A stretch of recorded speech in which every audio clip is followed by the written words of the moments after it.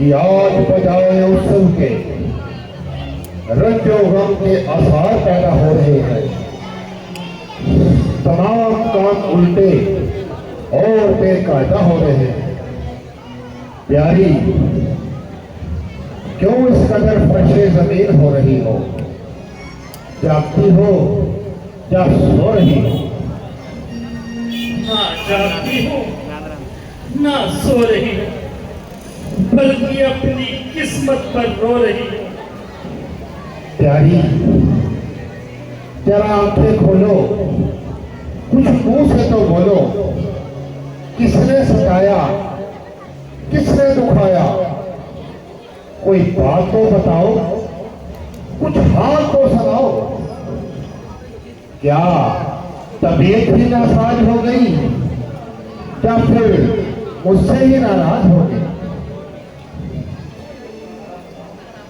जरा बताओ तो सही, किस बात पर मेरे सर जिंदा हो गई जो इस कदर दिल कशीदा हो गई?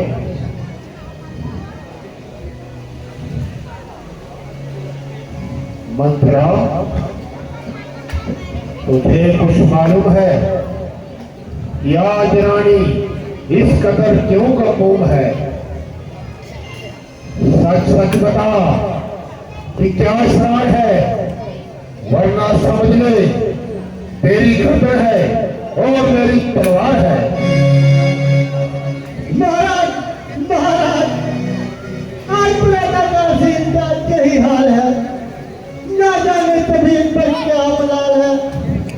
मैंने हर शख्स बुलाया और अपना सारा जोर लगाया, मगर क्या मजाल थी कि मुझसे कुछ बोली हो, जरा आंखें खोली हो।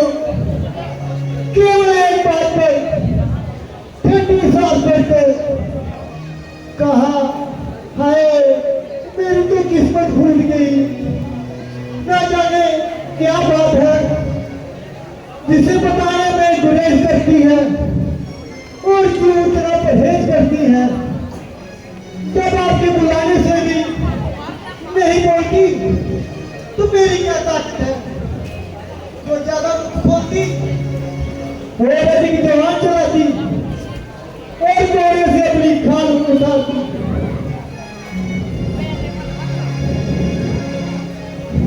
ये क्या कारण है महलों में विशा है फर्श मातम का, विशा है फर्श मातम का। मेरी प्यारी बताओ तो है क्या वाइस तेरे गम का, है क्या वाइस तेरे गम का?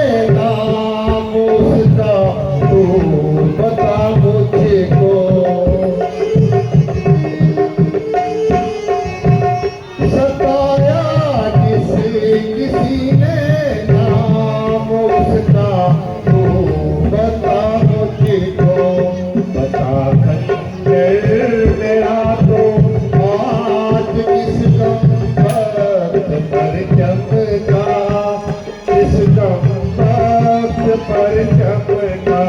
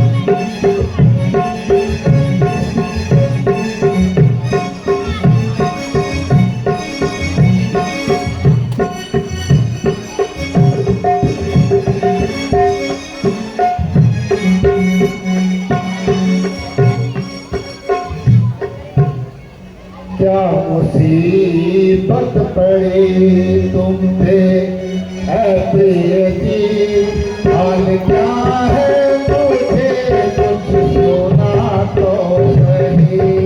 क्या मुसीबत पड़ी तुम पे ऐ प्रिय जी, हाल क्या है मुझे कुछ सुना तो सही। मैं रहने खड़ा बड़ी देर से, जरा गर्दन को ऊपर उठा तो सही।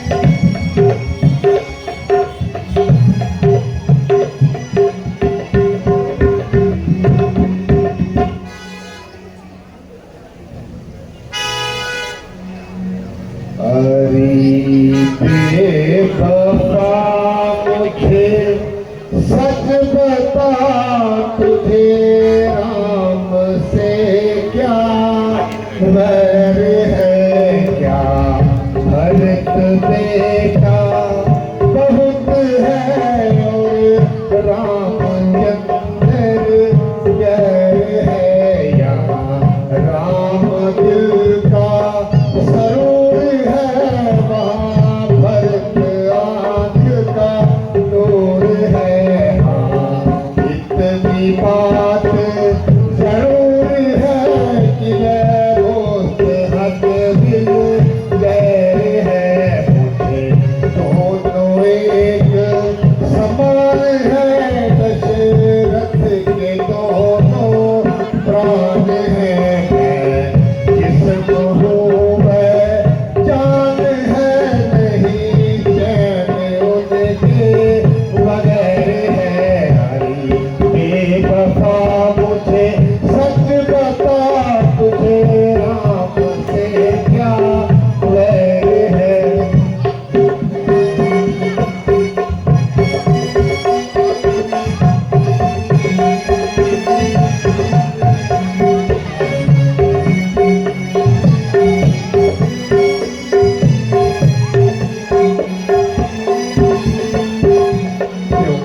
गम के आंसू बहा रही क्यों, दोस्ती को जला रही क्यों।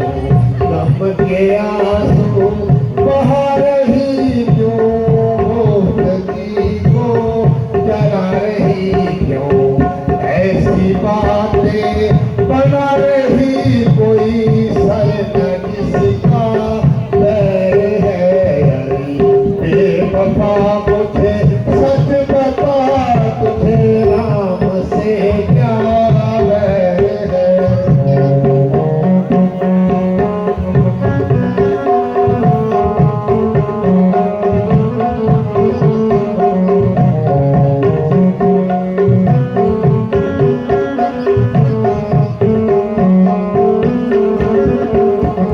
बेकर दगा मत प्राण ले, मेरी इस कदर मत जान ले। बेकर दगा मत प्राण ले, मेरी इस कदर मत जान ले। छोड़ कहना मान ले, इसमें ही सब जी है। बेवफा मुझे सच बता तुझे राम से क्या वैर है।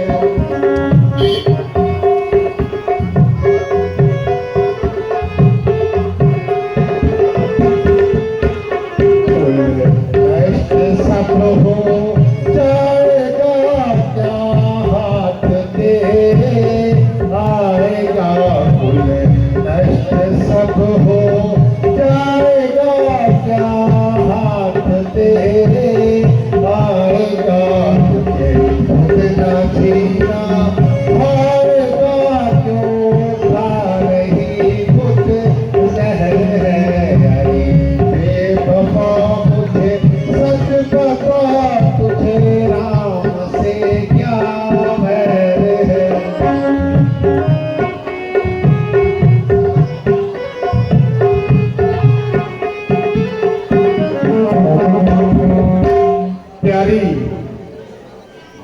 बुद्धि से काम कर।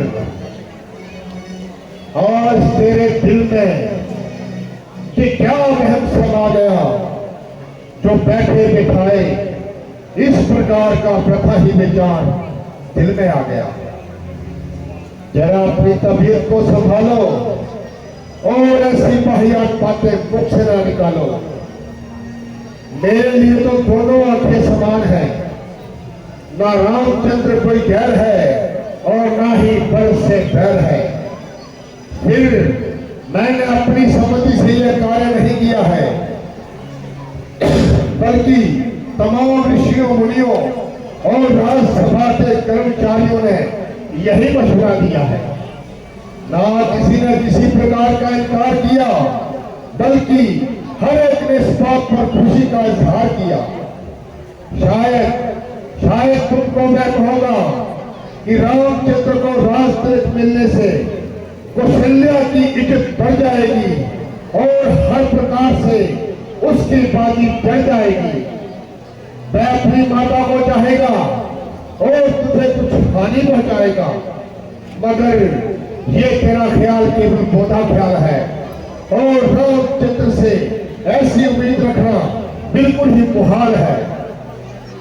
वह कौशल्या की अपेक्षा तेरा अधिक फर्माबरदार है और जहां तुम्हारा पसीना गिरे वहां अपना खून बहाने तक को तैयार है। एक तुम पर ही क्या निसार है, वह तो सबका एक जैसा खिदमतगार है। इसके अतिरिक्त जिसके लिए तुम इतनी कोशिश कर रही हो और खामखाही ठंडे सांस भर रही हो, वह समय तुम्हारे गले का हर होगा और तेरी सूरत तक से बेजार होगा। भरत को चाहे कोई लाख मजबूर करे, मगर यह संभव नहीं कि वह रामचंद्र की हाजिरी में किसी भी प्रकार राज मंजूर करे और फिर ऐसे ढंग पर जैसे कि तुम उसे दिलाना चाहती हो और सफलता के लिए उसके माथे पर कलंक का टीका लगाना चाहती हो। तुम्हारी हट का यह नतीजा होगा कि तमाम कुल का नाश हो जाएगा। इधर रामचंद्र मेरी आंखों से दूर हुआ, उधर मेरा स्वर्ग वास हो जाएगा। भरत भी सपने को ना सह सकेगा। लक्ष्मण तो वैसे उनकी जान जीता है और बगैर रामचंद्र के पानी तक नहीं पीता है। वह या तो उनके साथ जाएगा या उनके जाने से पहले अपनी जान गंवाएगा। कौशल्या ये समाचार पाते ही परलोक सिधारेगी, उधर सीता दीवारों से टकरे मारेगी। शत्रुघ्न का तो वैसे ही इन सपनों से दम निकल जाएगा और देखते ही देखते ये कुल खाक में मिल जाएगा। बस तुम अकेली यहाँ पर पांव फैलाना और अपने मन वाले मंगल गाना। प्यारी, परमेश्वर के वास्ते अपनी तबीयत को बहाल कर, कुछ और नहीं तो कम से कम मेरे बुढ़ापे का ही ख्याल कर।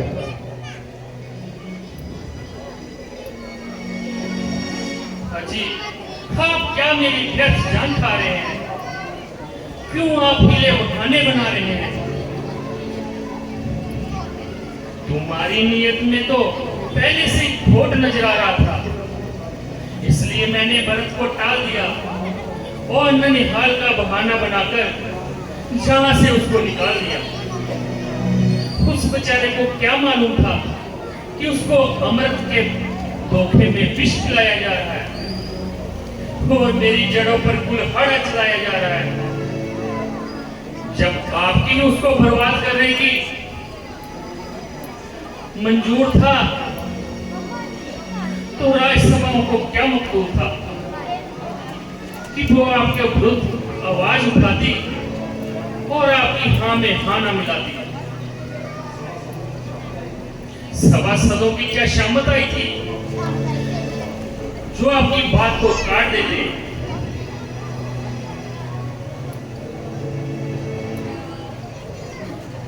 परंतु मुझे उससे क्या लेना देना, चूल्हे में पड़े तुम्हारी राय सभा, जहां तो सिर्फ 2 शब्दों की बात है और अधिक बकबक करना वाहियात है। अब जहां तो आप अपने वचन को निभाओ, जहां साफ इनकार कर जाओ। यदि वो कसूरवार है और अगर ना बोलूं,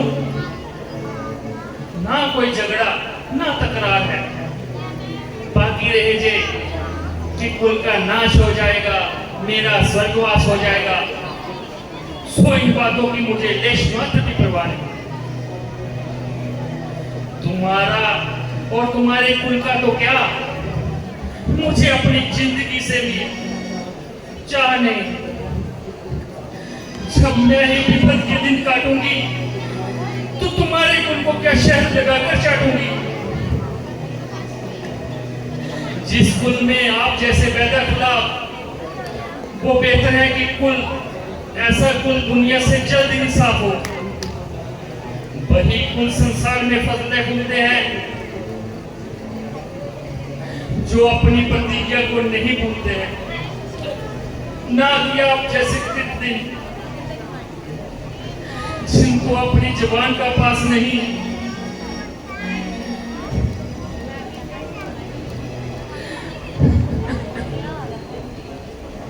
शास्त्रों में कृतज्ञता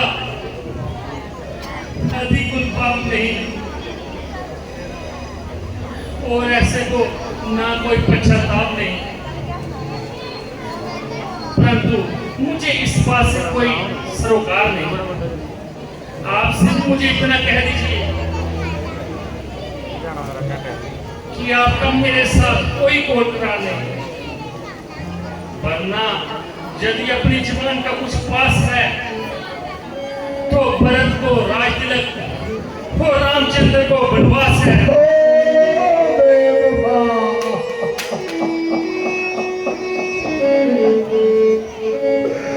मैंने तुझसे इसलिए कोई करार नहीं किया था और ना ही तुझे दिल अपना इसलिए दिया था कि तू उसका नाजायज इस्तेमाल करे और खासकर मुझे ही पार करे। सच है, हर एक चीज उचित स्थान और योग्य हाथों में कदर पाती है और मूर्खों में हाथों में फंसकर उसकी उल्टी तासीर हो जाती है। अफसोस मेरी कम सोची और सादापन ने ना सिर्फ मेरा ही काम तमाम कर दिया, बल्कि सारे कुल को गुमनाम कर दिया।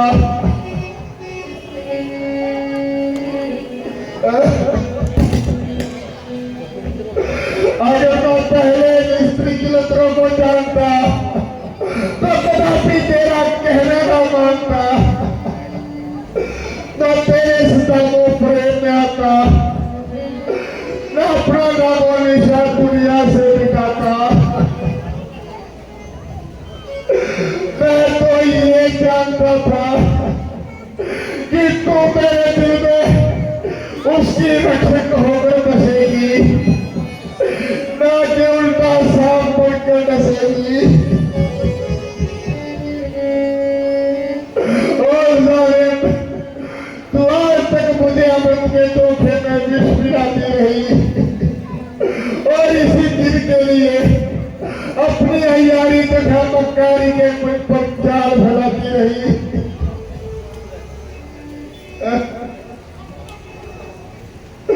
हाय हाय, मैं रामचंद्र जैसे लायक और आज्ञाकारी पुत्र को बिना किसी अपराध के कैसे घर से निकाल दूं और मैं उस परमेश्वर का ख्याल कर तू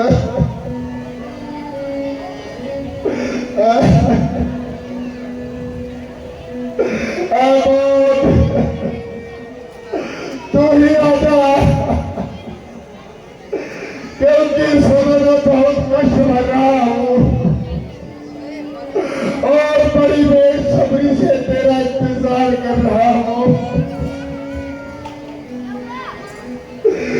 मुझको अपनी जिंदगी की जरूरत नहीं और सिवाय तेरे इस मुसीबत के छुटकारे की कोई जरूरत नहीं।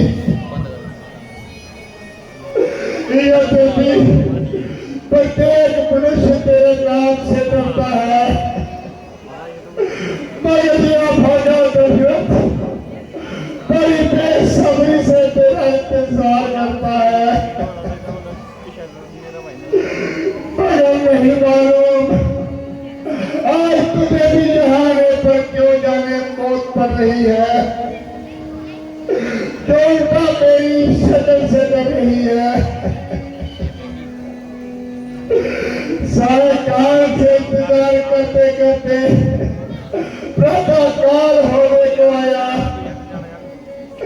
परंतु अभी तक तूने अपना मुंह नहीं दिखाया। जमीन तू ही फट जा और थोड़ी देर के लिए अपनी जगह से हट जा। परमेश्वर के वास्ते तू ही मुझे थोड़ी सी जगह ठहरा दे और मुझे इस मिट्टी से निकाल दे। आसमान के सितारों तुम तमाम रात तेरी हिफाजत का तब करते रहे और तेरे जख्मी दिल पर हम भक्ति करते रहे। बड़े शौक तुम भी इस बदनसीबी नसीब का साथ छोड़े जाते हो और तेरी ओर से मुंह मोड़े जाते हो। सच है, सिवा भक्ति में कब कोई किसी का साथ देता है कि तारीकी में साया भी जुदा इंसान से रहता है। हे परमेश्वर, सिवाय तेरे दुनिया में ना कोई मेरा सहायक रहा और न ही मैं किसी को मुंह दिखाने लायक रहा। तो जल्द ही मुझे इस दुनिया से उठा ले और अपने रंग में कोट में बिठा ले।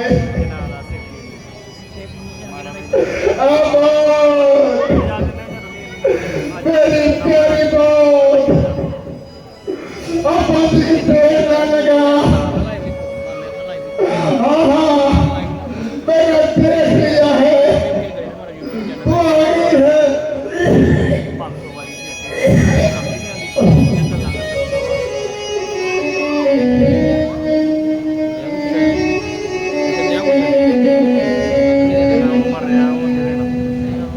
रानी जी, मंत्री जी, महाराज के पास प्रस्तुत होना चाहते हैं। जाओ, उन्हें कह दो कि आपको अंदर बुलाते हैं।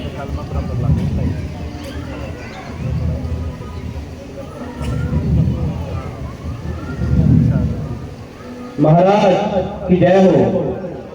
महाराज, राज तिलक का सब समान प्यार है, बस आपका ही वहां पे बेसब्री से इंतजार है।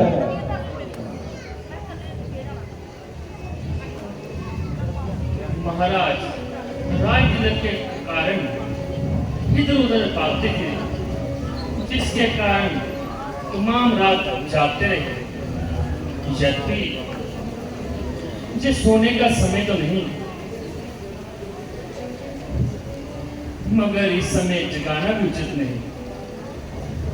आप इतना काम कीजिए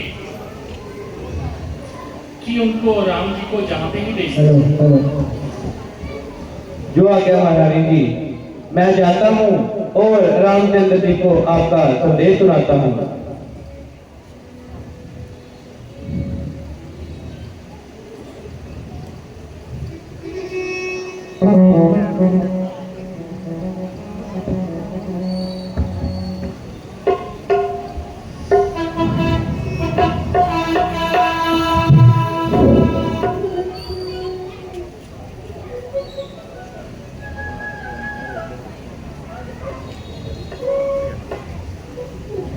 माता जी प्रणाम।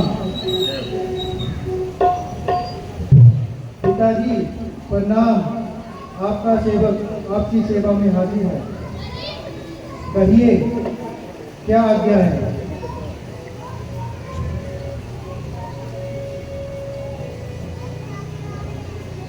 बेटा, केवल तुम्हें देखने की लालसा थी।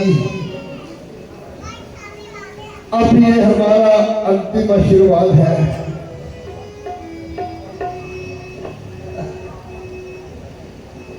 पिताजी सब खैर तो है। ये दिल पर कैसी बेकरारी है? बेटा आओ जरा गले से लगा लो। अब ये हमारी अंतिम सफर की तैयारी है।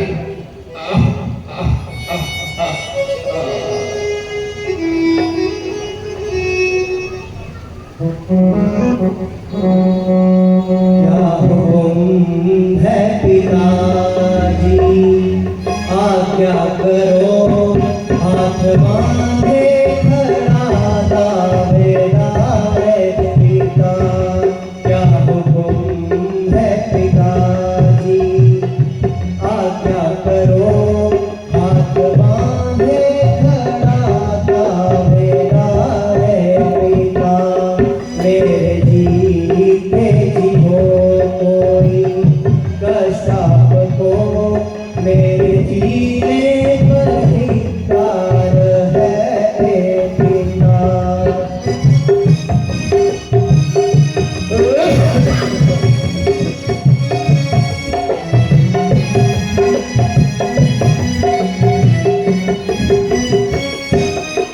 आपको देखकर इस दशा में मेरा हो रहा आज सीना बिगाड़े पिता।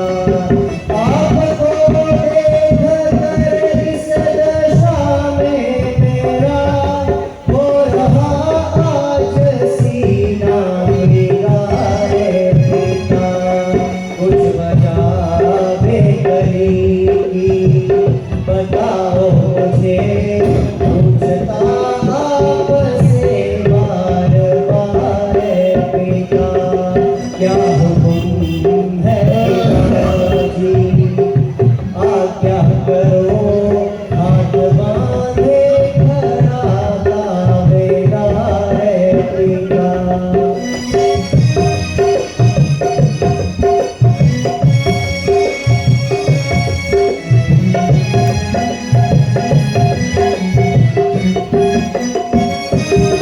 क्या मेरे से ही कोई खता हो गई, आपको जिससे पहुंचा आज़ार पिता।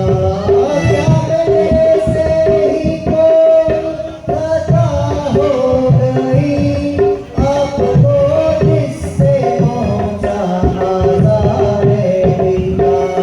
मेरे प्यारे पिता दो मुझे भी बता, रो रहा मैं खड़ा ज़ार ज़ार पिता। क्या हुक्म है पिताजी।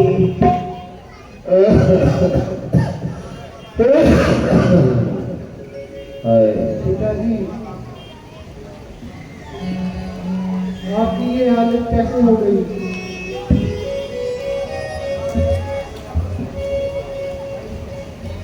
हाय, ये ऐसा क्या हुआ जो आपकी ये दशा हुई? आखिर कोई वजह तो बताइए। अपनी आंखों से आंसू मत बहाइए।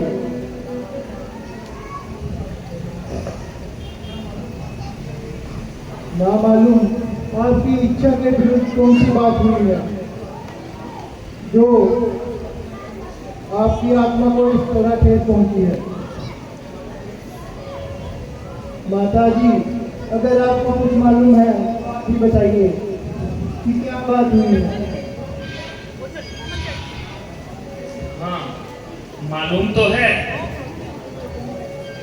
इसका उपाय तुम्हारे हाथ में है। माता जी, शीघ्र बताइए और मेरा संदेह नहीं चाहिए। बात तो मामूली सी है, अगर पूरी करो तो बताऊंगी, नहीं तो क्यों व्यर्थ से खपाऊंगी। माता जी, आश्चर्य है कि आज आप इस प्रकार की बातें कर रही हैं।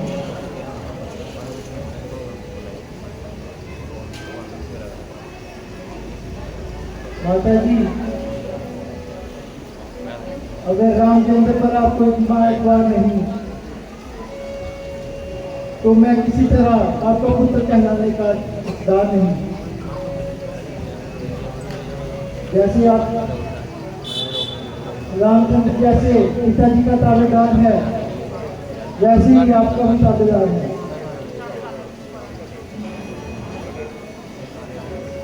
आपकी और एक समान है।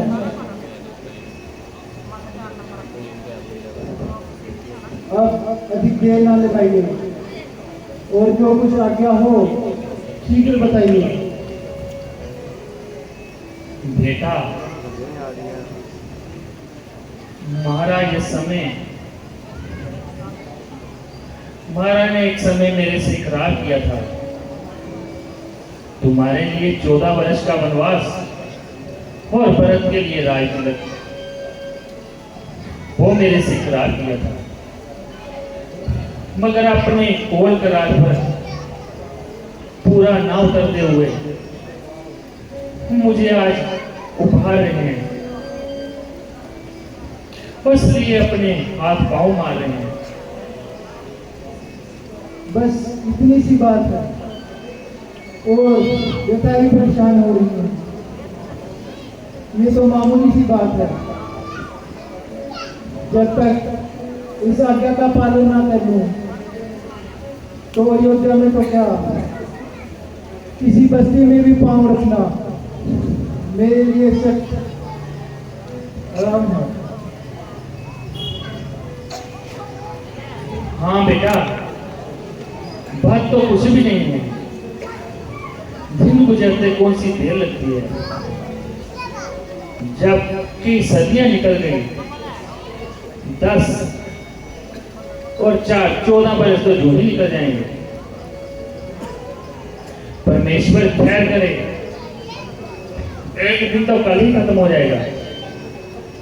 मैंने तो उनको जहां तक कह दिया था, मेरे लिए भरत और राम दोनों एक बराबर हैं। भरत ने राज्य किया तो क्या हुआ, रामचंद्र ने किया तो क्या हुआ। मगर ये कहने लगे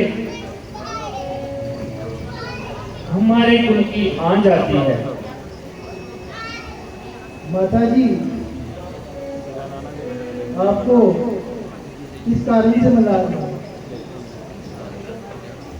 ये तो साधारण सी बात है। परमेश्वर ना करे यदि कोई कठिन कार्य हो तो राम वह भी करेगा। हाँ बेटा, बिल्कुल ठीक कहा। मेरे लाल, अभी रवाना हो जाओ और अधिक देर ना लगाओ, क्योंकि तुम्हें देखकर महाराज को क्लेश होता है और उनका हृदय और भी विशेष होता है। जो आज्ञा माता जी।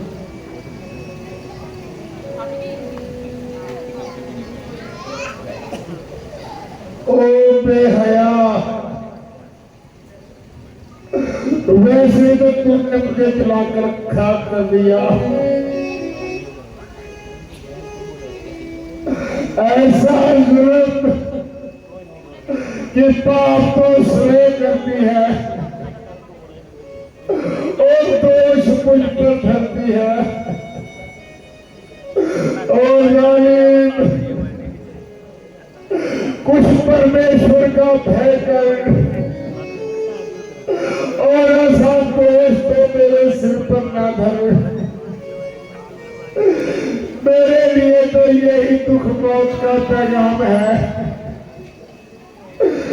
मगर तुझे क्या, तुझे तो अपनी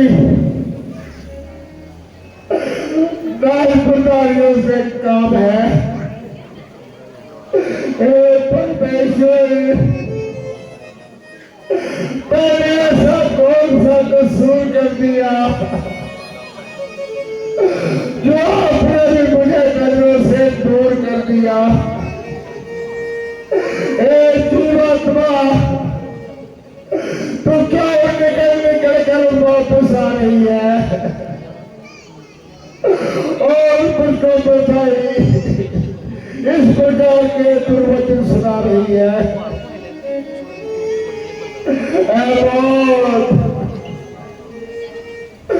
आज तो भी मेरे साथ या तो दिल लगी कर रही है या मेरे जैसे पापी के पास आने से डर रही है। तो आती है और अपनी सूरत दिखाकर वापस लौट जाती है। याद रख, दुखों के साथ हंसी करना तेरे लिए वाजिब नहीं और किसी के जख्मी दिल पर नमक छिड़कना तेरे लिए वाजिब नहीं।